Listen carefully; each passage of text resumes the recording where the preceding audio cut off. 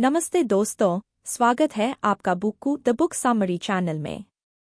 आज हम बात करने जा रहे हैं एक बेहद भावुक और सोचने पर मजबूर कर देने वाली किताब की, maybe you should talk to someone, जो लिखी है लॉरी गॉटलीब ने। क्या आपने कभी महसूस किया है कि सब कुछ बिल्कुल ठीक चल रहा था और फिर अचानक कुछ ऐसा हुआ जिससे आपकी जिंदगी पलट गई?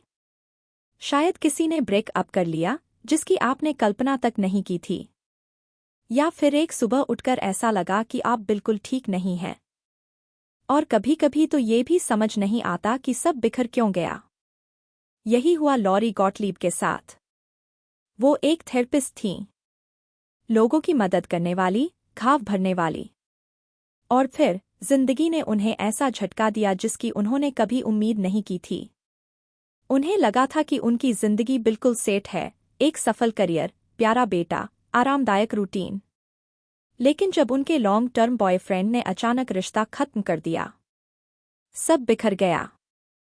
विडंबना देखिए, लॉरी उन लोगों की मदद करती थी जो ऐसे ही भावनात्मक तूफानों से गुजरते थे, लेकिन अब खुद वो उस सोफे पर बैठकर रो रही थीं। और यहीं उन्हें एक बहुत ही जरूरी एहसास हुआ। कभी-कभी थेरेपिस्ट को भी थेरेपी की जरूरत होती है।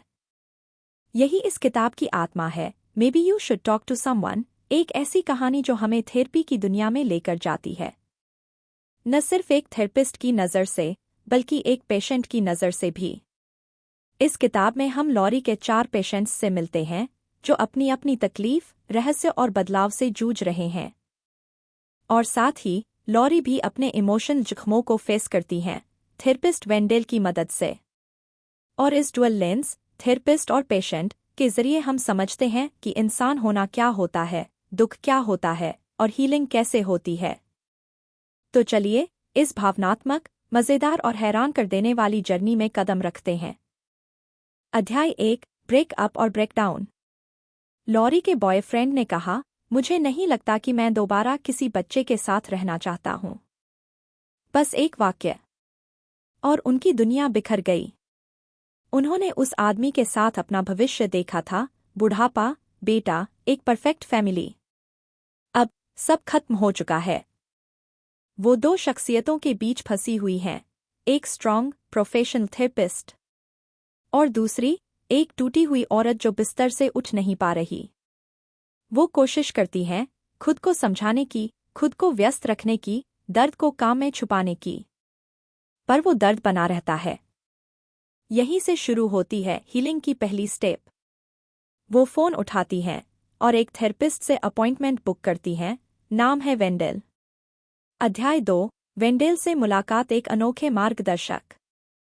वेंडेल वैसे थेरेपिस्ट नहीं है जैसे लॉरी ने सोचा था। वो उम्रदराज हैं, थोड़े अजीब और प्रोफेशनल थेरेपिस्ट जैसे दिखते भी नहीं।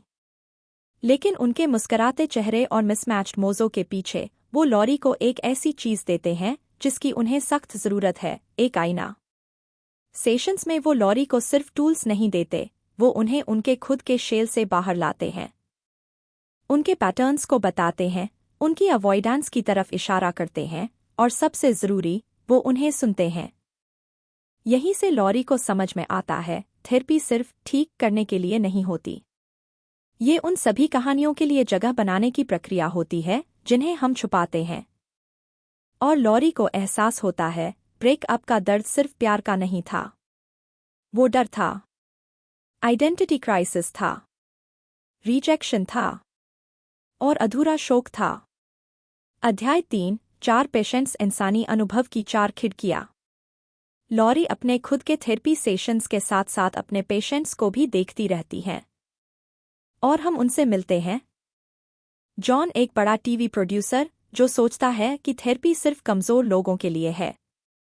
गुस्सैल, अहंकारी, लेकिन अंदर से टूटा हुआ।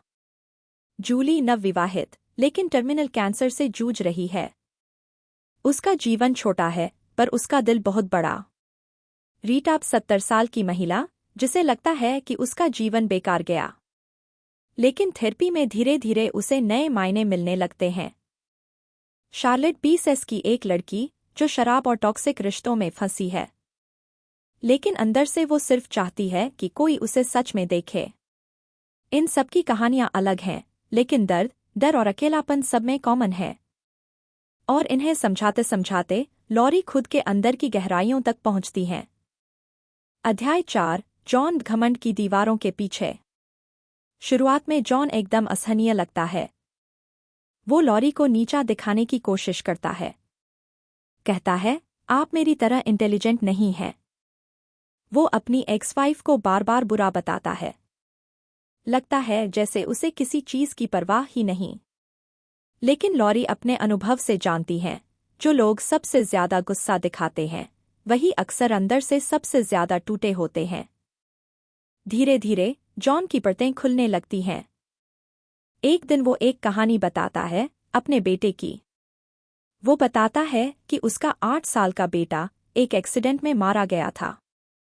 और उस दिन के बाद से उसकी शादी भी टूटने लगी, उसका दिल भी। गुस्सा उसका कवच था। दर्द छुपाने का तरीका। थेरेपी के सेशंस में लॉरी उसे अलाउ करती हैं, रोने के लिए, खोने को स्वीकारने के लिए और खुद को माफ करने के लिए। वो सीखता है कि अगर वो दर्द से भागता रहेगा तो वो कभी ठीक नहीं होगा। और यही उसका पहला हीलिंग मोमेंट बनता है। अध्याय 5 जूली जब वक्त कम हो तब जिंदगी और कीमती लगती है। जूली की कहानी दिल तोड़ देने वाली है। वो 30 की उम्र में है, नई नई शादी हुई है और डॉक्टर उसे बताते हैं उसे टर्मिनल कैंसर है। अब उसके पास जीने के लिए कुछ ही महीने हैं। लेकिन वो सेशन में मुस्कुरा कर आती है। वो लॉरी से कहती है, मैं चाहती हूं कि जो वक्त बचा है उसे पूरी तरह से जी सकूं। जूली का लक्ष्य थेरेपी से बचना नहीं है, उसका लक्ष्य है क्लैरिटी। वो अपने पति के साथ आखिरी दिन कैसे बिताए? वो अपने पेरेंट्स को कैसे बताए कि अब ज्यादा समय नहीं है? वो कैसे यह स्वीकार करे कि उसकी जिंदगी इतनी जल्दी खत्म हो रही है? जूली लॉरी को और हमें यह सिखाती है कि जिंदगी की गहराई वक्त की लंबाई से नहीं नापी जाती। एक पल में भी पूरी जिंदगी जी जा सकती है। जूली हर सेशन में लॉरी को इंसानियत का एक नया पाठ पढ़ाती है। उसका डर, उसका एक्सेप्टेंस और उसका प्यार सब थेरेपी के सबसे पवित्र हिस्सों में से एक बन जाता है। अध्याय 6 रीटा अब तो जीने का कोई मतलब नहीं। रीटा थेरेपी के पहले दिन ही कहती है, मैं मरना चाहती हूँ। 70 साल की इस महिला को लगता है कि उसने अपनी पूरी जिंदगी बर्बाद कर दी। उसके बच्चे उससे बात नहीं करते। उसे अकेलापन खा रहा है। लॉरी के लिए ये मामला मुश्किल है, लेकिन वो हार नहीं मानती। वो जानती है, अगर कोई मरना चाहता है तो इसका मतलब है कि वो नहीं चाहता कि ऐसे जिए जैसा वो अभी जी रहा है। और यहीं से शुरुआत होती है रीटा की हीलिंग जर्नी। लॉरी उसे उसकी जिंदगी को छोटे छोटे हिस्सों में देखने को कहती है। हर सेशन में रीटा एक याद शेयर करती है, कभी बचपन की, कभी शादी की, कभी बच्चों की। धीरे धीरे इन कहानियों के बीच से होप निकलती है। एक दिन रीटा लॉरी से कहती है, पता है, शायद मेरी जिंदगी इतनी बेकार नहीं रही। वो एक युवा पड़ोसी से जुड़ती है। उसे कहानियां सुनाती है। वो थेरेपी में रोती है, हंसती है और एक दिन वो जीना चाहती है। अध्याय 7 शार्लेट मैं किसी से भी क्यों नहीं जुड़ पाती? शार्लेट एक पागल भागती जिंदगी जीती है। दिन शराब में, रात डेटिंग ऐप्स पर। हर रिश्ता कुछ हफ्तों में खत्म हो जाता है। उसकी आंखों में डर है, अबैंडनमेंट का, रिजेक्शन का और सबसे ज्यादा खुद को दिखा देने का। लॉरी धीरे धीरे उसे एहसास कराती है कि उसकी जिंदगी में केओस इसलिए है क्योंकि वो इंटिमेसी से डरती है। शार्लेट को एहसास होता है उसका बचपन बहुत ट्रॉमेटिक था। उसकी मां नार्सिसिस्टिक थी, कभी इमोशनल सपोर्ट नहीं मिला। लॉरी उसे बाउंड्रीज सिखाती है। वो धीरे धीरे सीखती है अकेले रहना कैसा होता है, बिना खुद को खोए दूसरों से जुड़ना कैसा होता है। शार्लेट की जर्नी सबसे रिलेटेबल है क्योंकि हममें से कई लोग बाहरी तौर पर ठीक दिखते हैं लेकिन अंदर से इमोशनली खाली होते हैं। उसकी हीलिंग एक लंबी लड़ाई है, लेकिन वो लड़ती है। अध्याय 8 लॉरी की खुद की जर्नी वेंडेल और आईने के टुकड़े। जैसे जैसे लॉरी अपने पेशेंट्स को हील करती हैं, वेंडेल उन्हें खुद की हीलिंग के लिए मजबूर करते हैं। वो पूछते हैं, क्या तुम्हें सच में अपने बॉयफ्रेंड की कमी खल रही है या किसी और गहरे दर्द की? और लॉरी को एहसास होता है उस रिजेक्शन ने उनके पुराने जख्म खोल दिए थे। उनके पापा का सडन डेथ, उनका अबैंडनमेंट का डर। उनकी आइडेंटिटी सिर्फ एक थेरेपिस्ट की तरह थी, लेकिन एक इंसान के रूप में। सेशंस के दौरान वो रोती हैं, गुस्सा होती हैं, डरती हैं, और धीरे धीरे वो माफ करना सीखती हैं, खुद को भी और दूसरों को भी। अध्याय 9, थेरेपी का जादू, इंसान को इंसान बना देना। Maybe you should talk to someone सिर्फ एक किताब नहीं है, ये एक रिफ्लेक्शन है। इसमें हम ये देखते हैं कि हर इंसान के पास एक अनसुनी कहानी होती है। हर मुस्कुराहट के पीछे कोई आंसू छुपा होता है, हर गुस्से के पीछे कोई टूटा दिल होता है। और थेरेपी वो जगह है जहां ये कहानियां बाहर आ सकती हैं, बिना जजमेंट, बिना डर के। लॉरी हमें बताती हैं, हीलिंग कोई सीधा रास्ता नहीं होता। ये एक गड़बड़, टेढ़ा मेढ़ा रास्ता होता है, लेकिन हर कदम मायने रखता है। अंतिम संदेश, शायद तुम्हें किसी से बात करनी चाहिए। अगर आप इस वीडियो को देख रहे हैं और सोच रहे हैं, क्या मैं ठीक हूं? या क्या मैं किसी से बात कर सकता हूं? तो जवाब है हाँ। थेरेपी कोई कमजोरी नहीं है, ये सबसे बहादुरी भरा कदम होता है। कभी कभी हम सबको किसी की जरूरत होती है जो हमारी कहानियां सुने, हमारे दर्द को समझे और बस हमारे साथ रहे। तो दोस्तों, अगर आपको लगे कि आपकी जिंदगी उलझी हुई है, शायद आपको भी किसी से बात करनी चाहिए। भाग 4, रीटा, अब बहुत देर हो गई है। या शायद नहीं। रीटा लगभग 70 साल की हैं। बाहर से देखने पर उनकी जिंदगी शांत लगती है, लेकिन अंदर वो पूरी तरह टूट चुकी हैं। वो लॉरी के ऑफिस में आती हैं, चेहरे पर एक ठहराव, लेकिन शब्दों में तल्खी। मैं बस अलविदा कहने आई हूं, मैं अब सब कुछ खत्म करने वाली हूं। लॉरी चौंक जाती हैं, लेकिन वो प्रोफेशनल हैं। वो बिना घबराए सुनती हैं और दर्द को समझती हैं जो इन शब्दों के पीछे छिपा है। रीटा खुद को अदृश्य महसूस करती हैं, जैसे कोई उन्हें याद नहीं करता। बच्चे उनसे दूर हो चुके हैं, शादी कब की टूट चुकी है, और उन्हें लगता है अब उनके अच्छे दिन पीछे छूट गए हैं। वो सोचती हैं, जब कोई अपना नहीं बचा तो जीने का क्या मतलब है? लेकिन थेरेपी धैर्य रखती है। लॉरी बहस नहीं करती, वो सवाल पूछती हैं, सुनती हैं।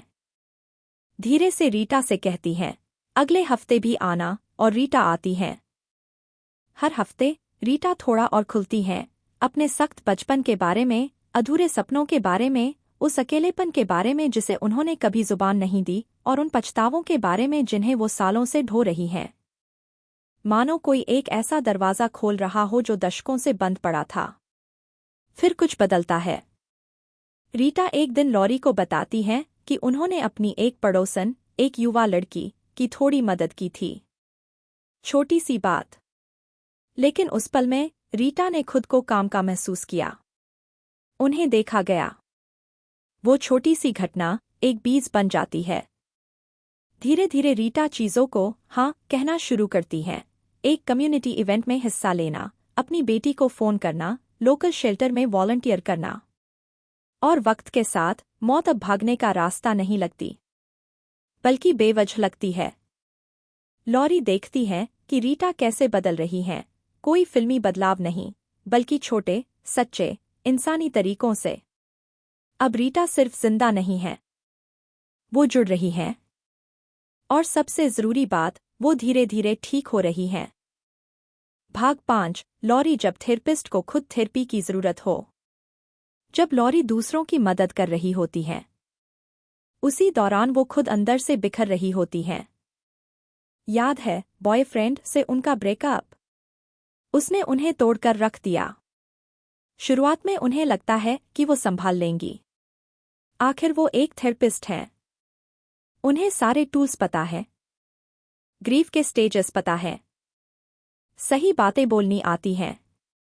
लेकिन ये सब तब बेकार लगता है जब आप रात के 3 बजे अकेले रो रहे होते हैं, खुद को छोड़ा हुआ, धोखा खाया हुआ और खोया हुआ महसूस करते हुए। तो लॉरी क्या करती हैं? वो खुद एक थेरेपिस्ट से मिलती हैं, वेंडेल नाम है उनका। शुरुआत में सब बहुत अजीब लगता है। लॉरी चाहती है कि वेंडेल उनके दर्द को ठीक कर दे, उन्हें यकीन दिला दे कि उनका एक से एक बुरा इंसान था, उन्हें क्लोजर दे। लेकिन थेरेपी ऐसे नहीं चलती। वेंडेल धीरे धीरे उन्हें उनकी असलियत की ओर मोड़ते हैं, उनके अंधे कोने दिखाते हैं, उनके डिफेंस मैकेनिज्म को उजागर करते हैं।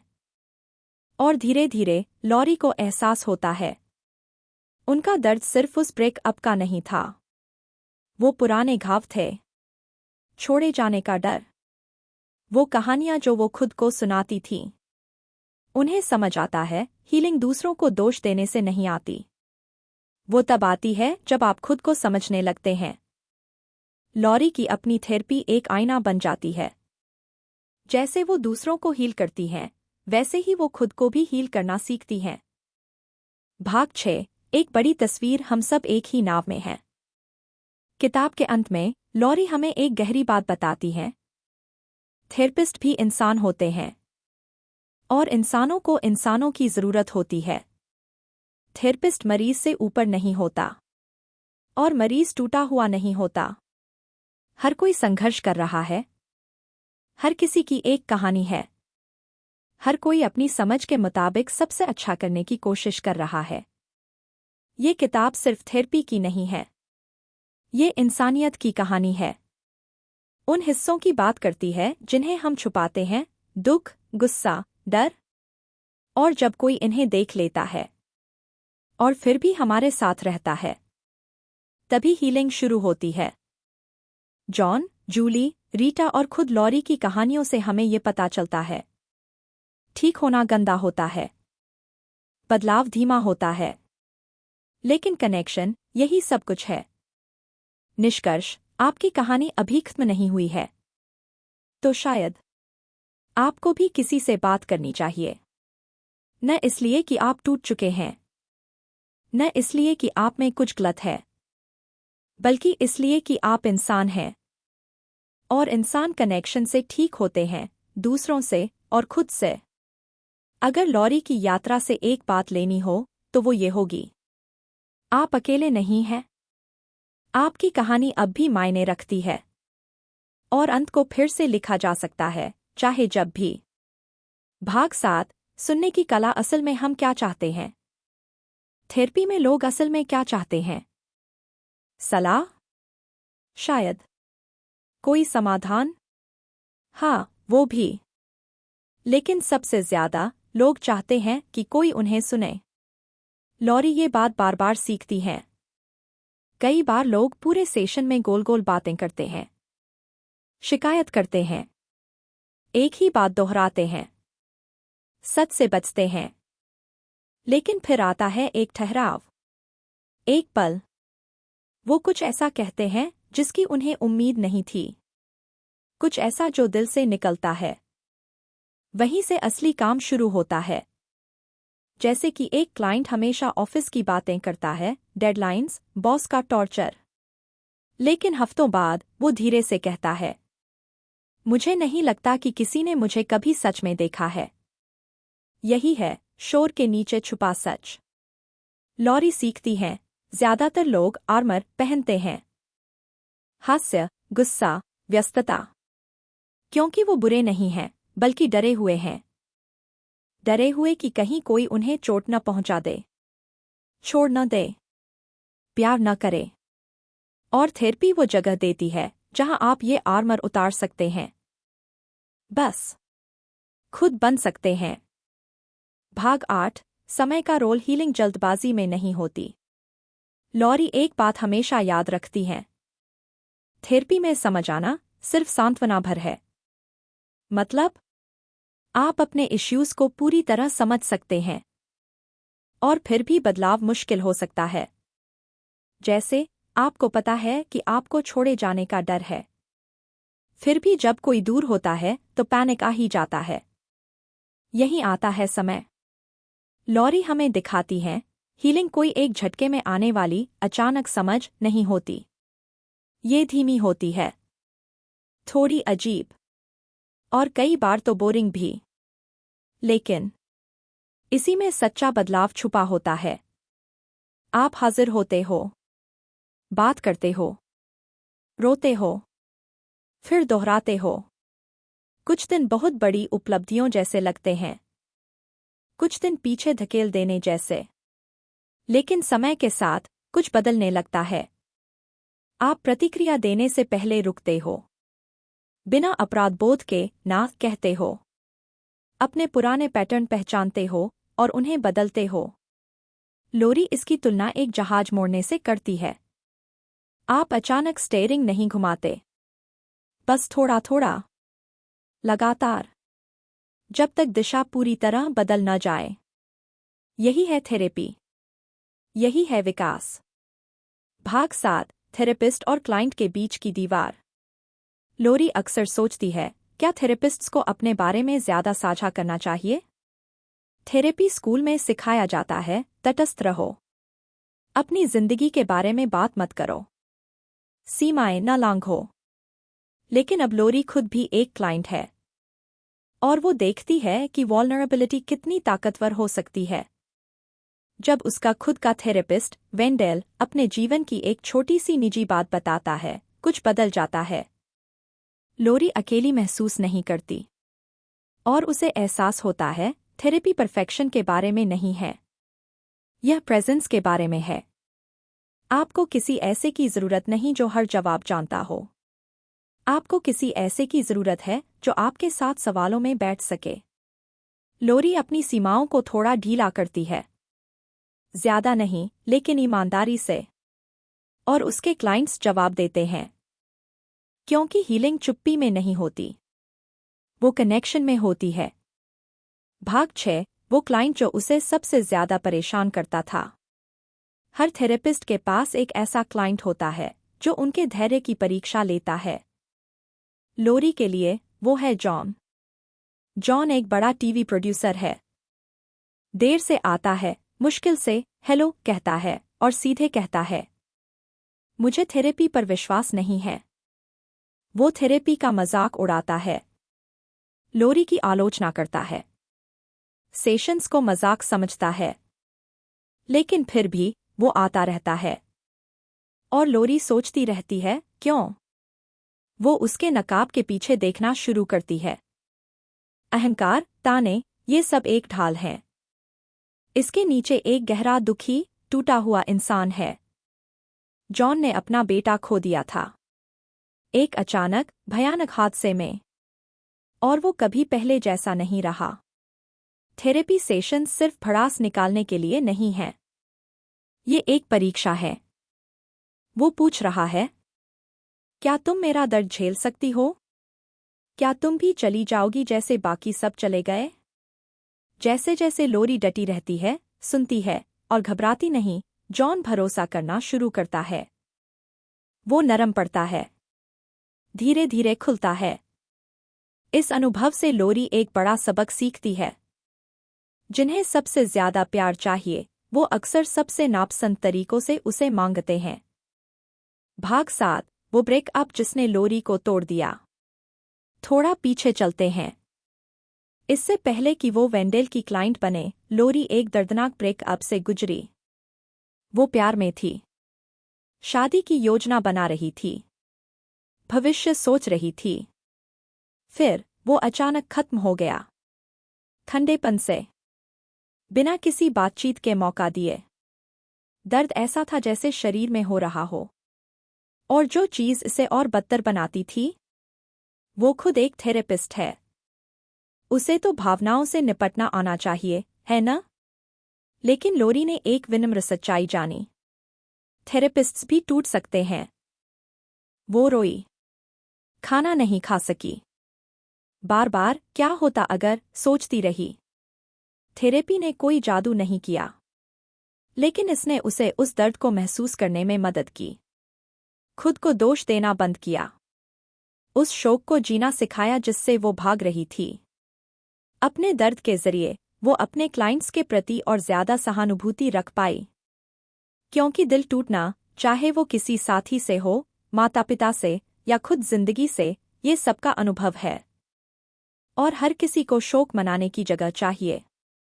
भाग 8। रीटा, 69 साल की महिला जो मरना चाहती थी। रीटा, लोरी की आम क्लाइंट्स से अलग थी। वो 69 साल की थी। ताना मारने वाली। बहुत अच्छे से तैयार होकर आती थी।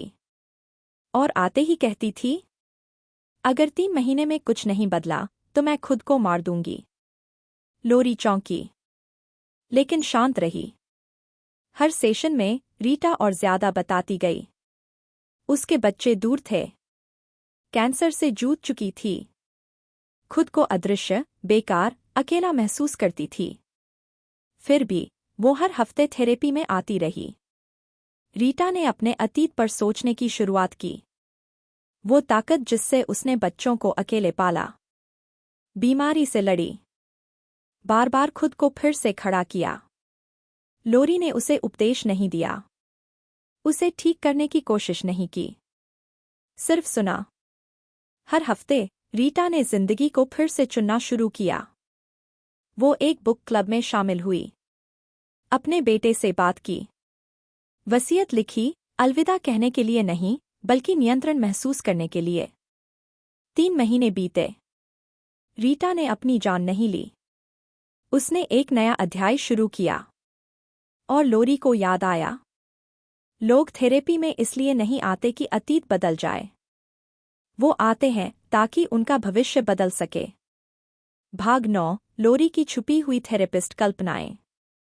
थेरेपिस्ट्स को शांत, धैर्यवान और समझदार होना चाहिए।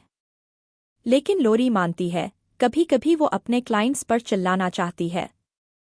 जैसे जब कोई बार बार उसी जहरीले इंसान को डेट करता है, या कोई मदद मांगता है पर फोन से नजर नहीं हटाता, या जब हर गहरे सवाल का जवाब होता है, पता नहीं। वो कल्पना करती है कि वो चिल्लाए, बस करो, तुम खुद को नुकसान पहुंचा रहे हो। लेकिन वो नहीं करती, क्योंकि ये उसका काम नहीं है। उसका काम है लोगों को खुद उनकी सच्चाई दिखाने में मदद करना, धीरे धीरे उन्हें उनके उत्तरों तक पहुंचाना। ये प्रक्रिया धीमी है, थकाने वाली, लेकिन बहुत संतोषजनक भी। क्योंकि जब कोई आखिरकार समझ जाता है तो वो ताकतवर होता है। असली जिंदगी बदल देने वाला। लोरी हमें याद दिलाती है, थेरेपिस्ट भी इंसान होते हैं। हमारे पास भी जजमेंट्स, इमोशंस, कमजोरियां होती हैं। फर्क बस इतना है कि हम उन्हें नियंत्रण नहीं करने देते। भाग 10। पागल का टैग सामान्य क्या है? थेरेपी को लेकर लोगों का सबसे बड़ा डर होता है पागल कहलाना। लेकिन लोरी कुछ और दिखाती है। कोई नॉर्मल नहीं होता। हर इंसान के पास उलझी हुई भावनाएं होती हैं। हर कोई जूझता है। हर किसी की सोच में अंधे धब्बे होते हैं। थेरेपी का मतलब टूटे हुए को ठीक करना नहीं है। इसका मतलब है इंसान को समझना।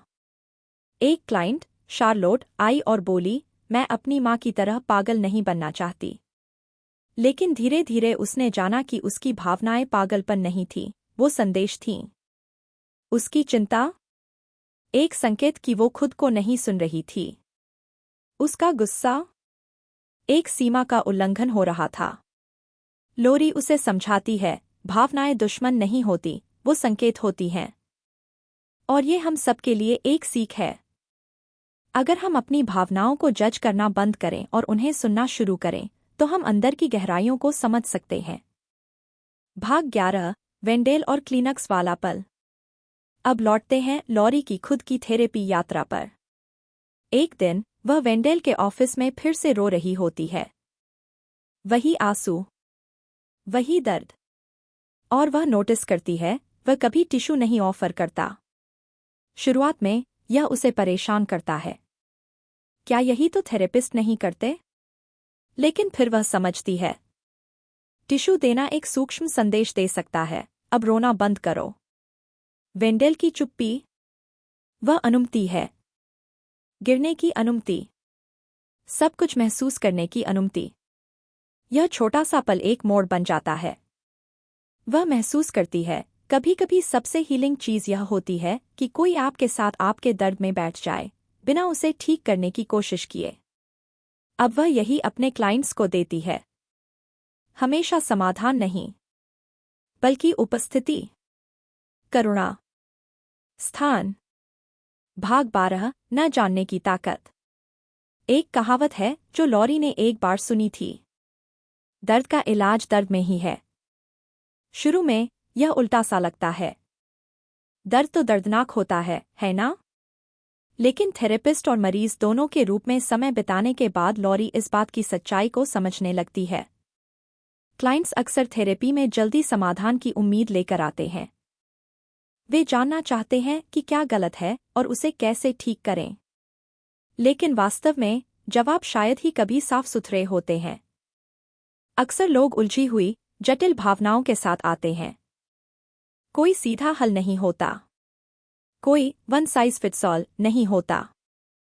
थेरेपिस्ट हमेशा जवाब नहीं दे सकते। कभी कभी सबसे कीमती चीज यह होती है कि लॉरी बस उस अनिश्चितता के साथ बैठ जाए। इसके जरिए वह सीखती है कि सभी उत्तर न होना भी ठीक है। असहजता और अनजाने में बैठना भी ठीक है, क्योंकि वही असली काम होता है। उन अस्तव्यस्त, कच्चे, अनजाने पलों में कुछ बदलता है। वहीं से विकास शुरू होता है। भाग 13, आत्महत्या पूर्णता के चक्र को तोड़ना। हम एक ऐसे संसार में रहते हैं जो हमें लगातार कहता है कि परफेक्ट बनो। हमसे अपेक्षा की जाती है कि हम सबसे अच्छे पार्टनर, सबसे अच्छे कर्मचारी, सबसे अच्छे दोस्त बने। हमें लगता है कि हमें सब कुछ संभाल कर रखना चाहिए। लेकिन लॉरी और उसके कई क्लाइंट्स के लिए यह विचार दम घुटने वाला है। पूर्णता की चाह चिंता को जन्म देती है। यह थकावट लाती है। यह लोगों को अपनी खामियों को खुद से भी छिपाने पर मजबूर करती है। ग्वेन को लीजिए, एक परफेक्शनिस्ट जो 40 की उम्र में है।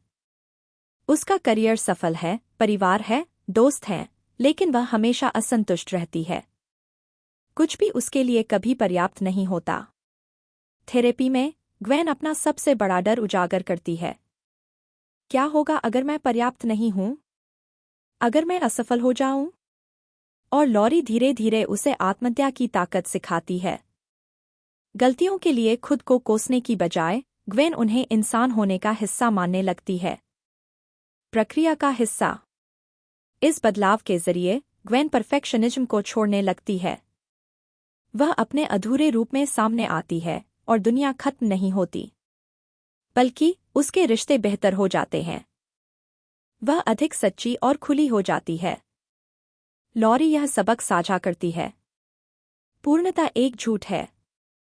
अपनी खामियों, अपनी गलतियों को अपनाओ, यही तुम्हें असली बनाती है। लॉरी सीखती है कि आत्महत्या उपचार की कुंजी है।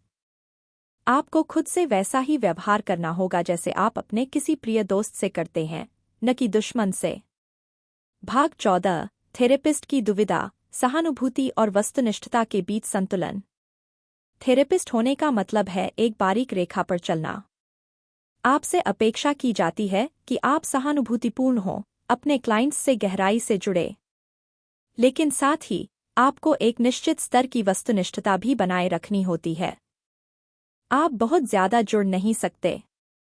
आप अपने क्लाइंट्स की समस्याएं ठीक नहीं कर सकते। आपको तटस्थ रहना होता है।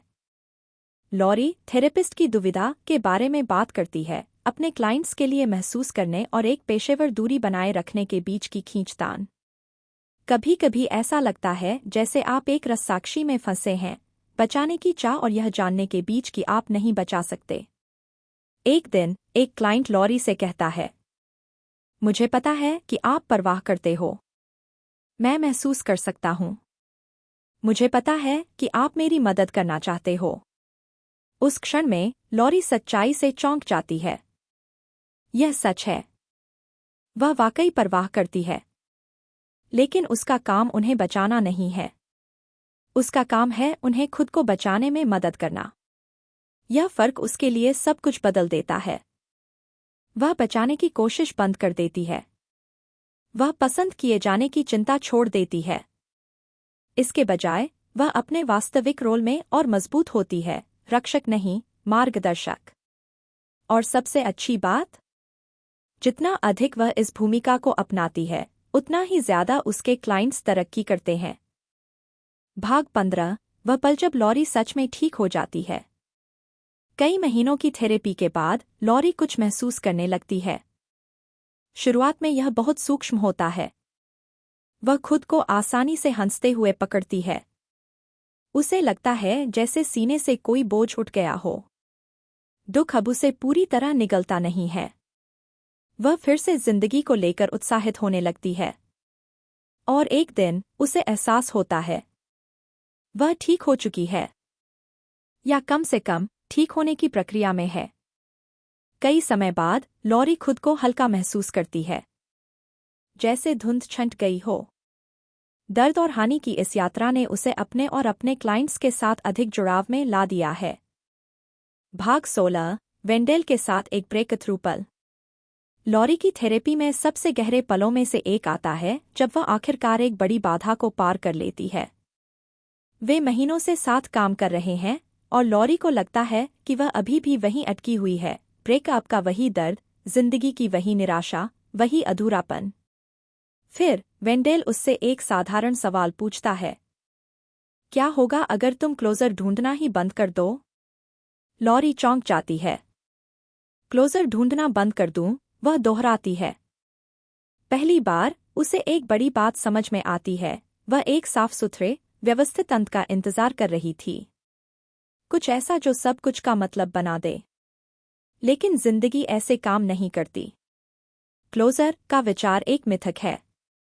सब कुछ फिर से परफेक्ट बनाने के बजाय वेंडेल सुझाव देता है कि वह इस अस्तव्यस्तता में शांति ढूंढे, इस अनिश्चितता में, इस सच्चाई में कि सब कुछ ठीक या साफ नहीं किया जा सकता।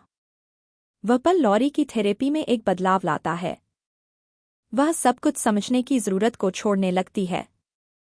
लॉरी आखिरकार फिर से जीने लगती है, अपनी सारी खामियों के साथ। भाग 17। कमजोरियों की ताकत।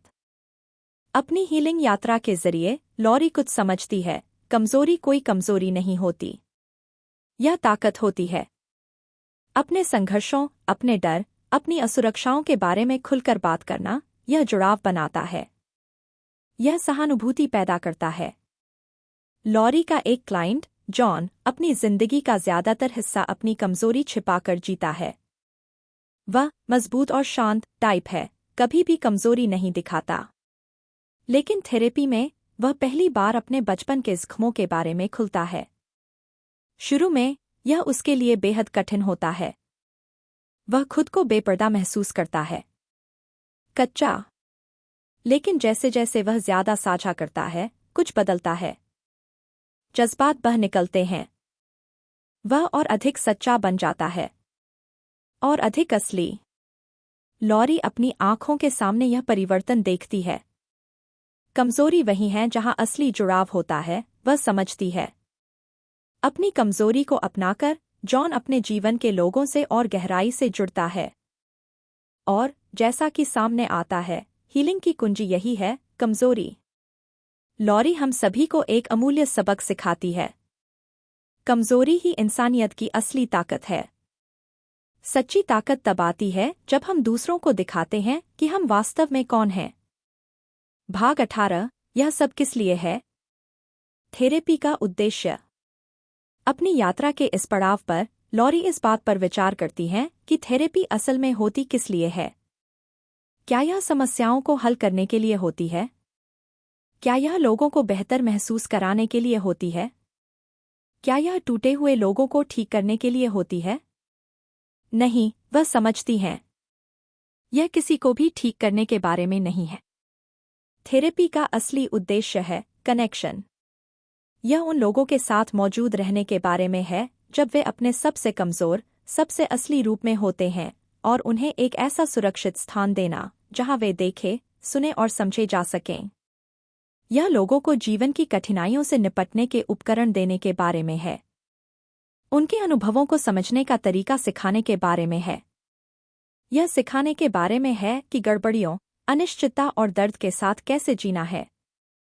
लॉरी की यात्रा हमें सिखाती है कि थेरेपी आसान समाधान खोजने के बारे में नहीं है, बल्कि यह ईमानदारी, साहस और गरिमा के साथ जीवन की चुनौतियों का सामना करने की ताकत बनाने के बारे में है। भाग 19, अंतिम पार्ट, इंसान बनो। लॉरी ने, एक थेरेपिस्ट और एक मरीज दोनों के रूप में, जो सबसे गहरी सीख पाई वह बहुत साधारण है। इंसान बनो। परफेक्ट बनने की कोशिश मत करो। यह दिखाने की जरूरत नहीं है कि सब कुछ नियंत्रण में है। इस डर से बाहर निकलो कि क्या तुम काफी अच्छे हो या नहीं। बस इंसान बनो। जिंदगी की जटिलताओं को अपनाओ। दर्द को स्वीकार करो। खुशियों का सम्मान करो। और सबसे जरूरी बात, खुद के प्रति दयालु बनो। अपनी किताब के अंत में लॉरी एक आखिरी एहसास साझा करती है। हम सब बस अपनी पूरी कोशिश कर रहे हैं, और यही काफी है। भाग 20, निष्कर्ष, अपनी जिंदगी में कार्रवाई करना। लॉरी गॉटलिब की maybe you should talk to someone एक खूबसूरती से लिखी गई किताब है जो थेरेपी, मानवीय जुड़ाव और उपचार की राह को दर्शाती है। यह सिर्फ थेरेपी के बारे में नहीं है, यह जिंदगी के बारे में है। यह हमें सिखाती है कि कैसे अपनी कमियों को अपनाया जाए, अपने डर का सामना किया जाए और उस व्यवस्था में भी अर्थ ढूंढा जाए जिसे हम जिंदगी कहते हैं। लॉरी, वेंडेल और उनके क्लाइंट्स की कहानियों के जरिए हम सीखते हैं कि थेरेपी का मतलब यह नहीं है कि हमारे अंदर क्या गलत है उसे ठीक करना, बल्कि इसका मतलब है सच्चे बनना। इसका मतलब है हाजिर रहना और ये मुश्किल लेकिन जरूरी काम करना, यह समझने का कि हम कौन हैं और हमें क्या चाहिए। और सबसे जरूरी, खुद को इंसान होने की इजाजत देना। तो लॉरी की यात्रा से आप क्या सीख सकते हैं?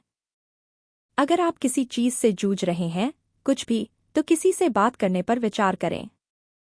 इससे फर्क नहीं पड़ता कि आप थेरेपिस्ट हैं, डॉक्टर हैं, स्टूडेंट हैं या एक हाउसवाइफ, हम सभी को कभी कभी मदद की जरूरत होती है। ये ठीक है कि आपको सब कुछ पता नहीं है। शायद, हो सकता है, अब आपके लिए भी किसी से बात करने का समय आ गया है। अगर इस सारांश ने आपको एक आहा पल दिया या आपके सोचने के तरीके को थोड़ा भी बदला, तो लाइक बटन जरूर दबाएं। इससे चैनल को बढ़ने में मदद मिलती है और ज्यादा जिज्ञासु लोगों तक ये ज्ञान पहुंचता है। अगर इस किताब से आपका कोई फेवरेट पार्ट है या कुछ सीख मिली हो, तो कमेंट में जरूर बताएं। मैं आपके विचार पढ़ना चाहूंगी और बातचीत को आगे बढ़ाना चाहूंगी। और अगर आप भी किताबों से प्रेरणा लेना पसंद करते हैं, तो सब्सक्राइब जरूर करें और बेल आइकन दबाएं ताकि आप कोई भी दमदार बुक ब्रेकडाउन मिस न करें। देखने के लिए धन्यवाद। सीखते रहें और याद रखें, छोटे कदम परफेक्ट प्लान से बेहतर होते हैं। हमेशा।